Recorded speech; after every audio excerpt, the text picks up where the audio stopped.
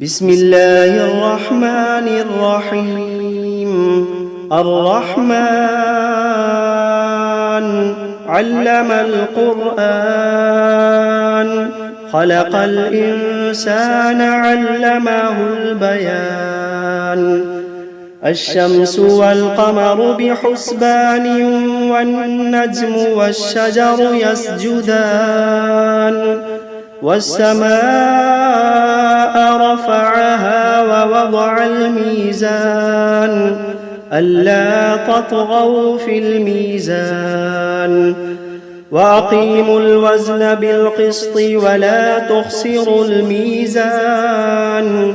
والأرض وضعها للأنام، فيها فاكهة والنخل ذات الأكمام، والحب ذو العصف والريحان. فبأي آلاء ربكما تكذبان؟ خلق الإنسان من صلصال كالفخار، وخلق الجان من مارج من نار. فبأي آلاء ربكما تكذبان؟ رب المشرقين ورب المغربين. فبأي آلاء ربكما تكذبان؟ مرج البحرين يلتقيان، بينهما برزخ لا يبغيان. فبأي آلاء ربكما تكذبان؟ يخرج منهما اللؤلؤ والمرجان. فبأي آلاء ربكما تكذبان؟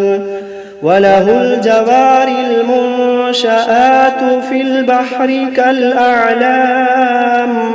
فبأي آلاء ربكما تكذبان؟ كل من عليها فان، ويبقى وجه ربك ذو الجلال والإكرام. فبأي آلاء ربكما تكذبان؟ يسأله من في السماوات والأرض كل يوم هو في شأن. فبأي آلاء ربكما تكذبان؟ سنفرغ لكم أيها الثقلان. فبأي آلاء ربكما تكذبان؟ يا معشر الجن والإنس إن استطعتم أن تنفذوا من أقطار السماوات والأرض فانفذوا، لا تنفذون إلا بسلطان. فبأي آلاء ربكما تكذبان؟ يرسل عليكما شواظ من نار ونحاس فلا تنتصران. فبأي آلاء ربكما تكذبان؟ فإذا انشقت السماء فكانت وردة كالدهان. فبأي آلاء ربكما تكذبان؟ فيومئذ لا يسأل عن ذنبه إنس ولا جان. فبأي آلاء ربكما تكذبان؟ يعرف المجرمون بسيماهم فيؤخذ بالنواصي والأقدام. فبأي آلاء ربكما تكذبان؟ هذه جهنم التي يكذب بها المجرمون يطوفون بينها وبين حميم آن فبأي آلاء ربكما تكذبان ولمن خاف مقام ربه جنتان فبأي آلاء ربكما تكذبان ذواتا أفنان فبأي آلاء ربكما تكذبان فيهما عينان تجريان فبأي آلاء ربكما تكذبان فيهما من كل فاكهة زوجان فبأي آلاء ربكما تكذبان متكئين على فرش بطائنها من استبرق وجنى الجنتين دان فبأي آلاء ربكما تكذبان فيهن قاصرات الطرف لم يطمثهن إنس قبلهم ولا جان فبأي آلاء ربكما تكذبان كأنهن الياقوت والمرجان فبأي آلاء ربكما تكذبان هل جزاء الإحسان إلا الإحسان فبأي آلاء ربكما تكذبان ومن دونهما جنتان فبأي آلاء ربكما تكذبان مدهامتان فبأي آلاء ربكما تكذبان فيهما عينان نضاختان فبأي آلاء ربكما تكذبان فيهما فاكهة ونخل ورمان فبأي آلاء ربكما تكذبان فيهن خيرات حسان فبأي آلاء ربكما تكذبان حور مقصورات في الخيام فبأي آلاء ربكما تكذبان لم يطمثهن إنس قبلهم ولا جان فبأي آلاء ربكما تكذبان متكئين على رفرف خضر وعبقري حسان فبأي آلاء ربكما تكذبان تبارك اسم ربك ذي الجلال والإكرام بسم الله الرحمن الرحيم تبارك الذي بيده الملك وهو على كل شيء قدير الذي خلق الموت والحياة ليبلوكم أيكم أحسن عملا وهو العزيز الغفور الذي خلق 7 سماوات طباقا ما ترى في خلق الرحمن من تفاوت فارجع البصر هل ترى من فطور ثم ارجع البصر كرتين ينقلب إليك البصر خاسئا وهو حسير ولقد زينا السماء الدنيا بمصابيح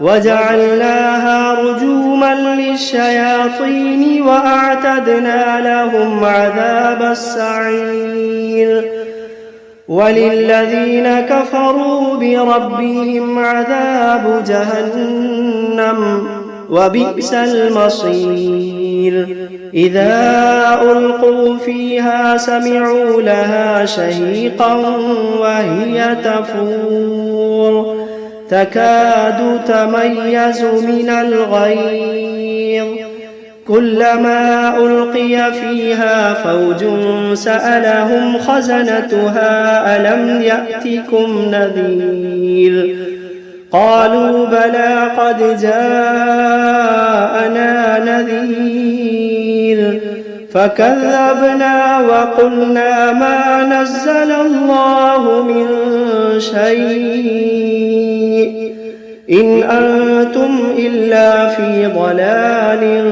كبير وقالوا لو كنا نسمع أو نعقل ما كنا في أصحاب السعير فاعترفوا بذنبهم فسحقا لأصحاب السعير إن الذين يخشون ربهم بالغيب لهم مغفرة وأجر كبير وأسروا قولكم أو اجهروا به إنه عليم بذات الصدور ألا يعلم من خلق وهو اللطيف الخبير ألا يعلم من خلق وهو اللطيف الخبير هو الذي جعل لكم الأرض ذلولا فامشوا في مناكبها وكلوا من رزقه وإليه النشور أأمنتم من في السماء أن يخسف بكم الأرض فإذا هي تمور أم أمنتم من في السماء أن يرسل عليكم حاصبا فستعلمون كيف نذير ولقد كذب الذين من قبلهم فكيف كان نكير أولم يروا إلى الطير فوقهم صافات ويقبضن ما يمسكوهن إلا الرحمن إنه بكل شيء بصير أمن هذا الذي هو جند لكم ينصركم من دون الرحمن إن الكافرون إلا في غرور أمن هذا الذي يرزقكم إن أمسك رزقه بل لجوا في عتب ونفور أفمن يمشي مكبا على وجهه أهدى أمن يمشي سويا على صراط مستقيم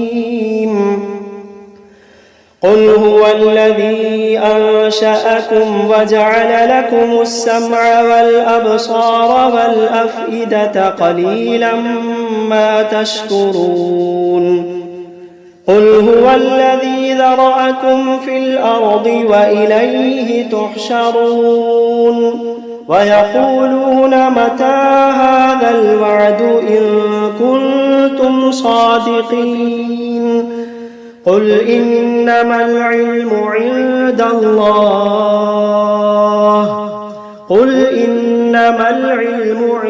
الله وإنما أنا نذير مبين فلما رأوه زلفة سيئت وجوه الذين كفروا وقيل هذا الذي كنتم به تدعون قل أرأيتم إن أهلكني الله ومن معي أو رحمنا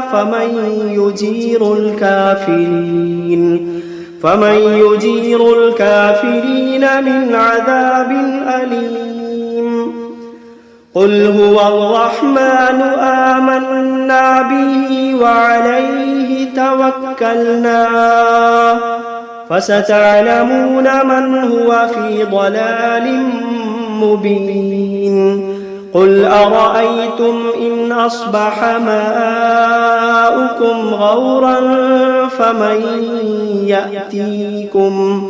فمن يأتيكم بماء معين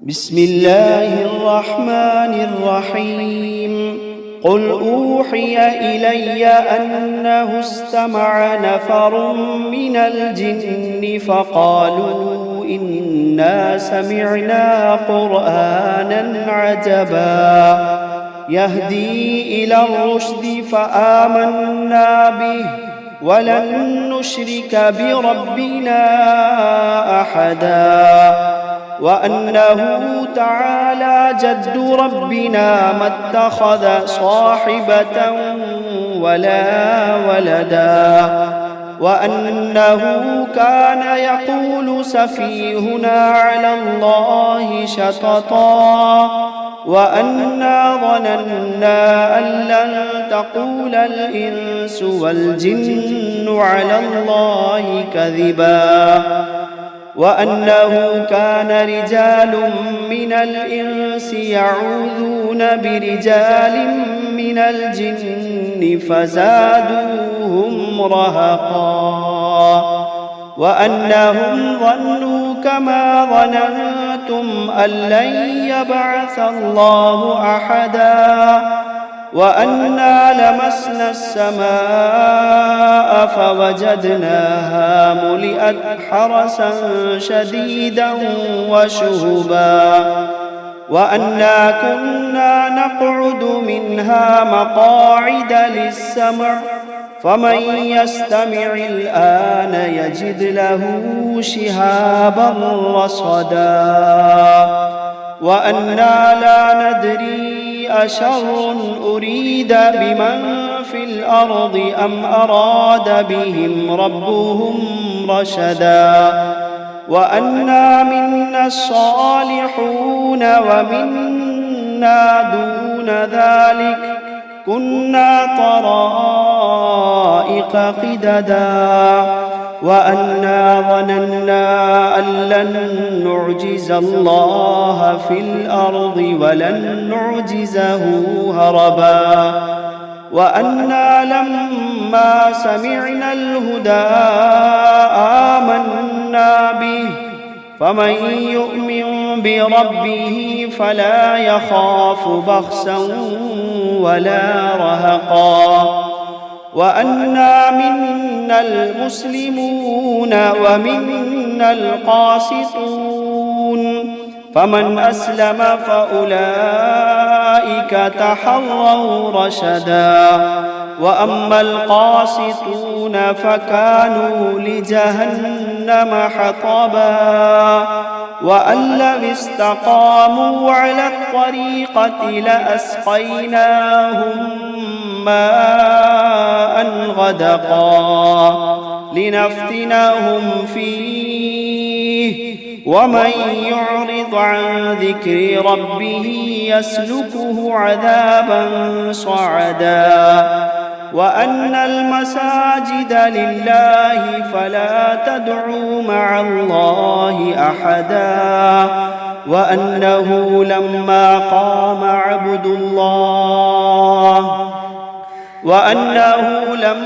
قام عبد الله يدعوه كادوا يكونون عليه لبدا قل إنما أدعو ربي ولا أشرك به أحدا قل إني لا أملك لكم ضرا ولا رشدا قل إني لا أملك لكم ضرا ولا رشدا قل إني لن يجيرني من الله أحد قل إني لن يجيرني من الله أحد ولن أجد من دونه ملتحدا إلا بلاغا من الله ورسالاته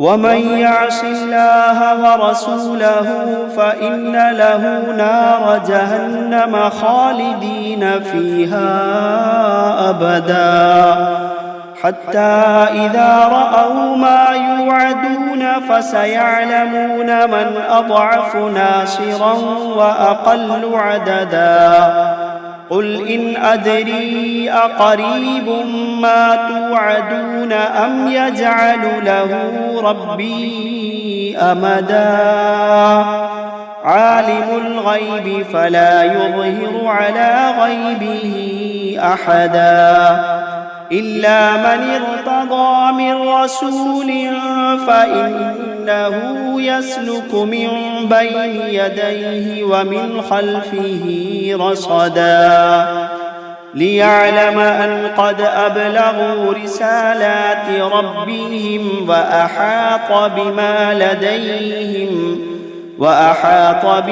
لديهم وأحصى كل شيء عددا.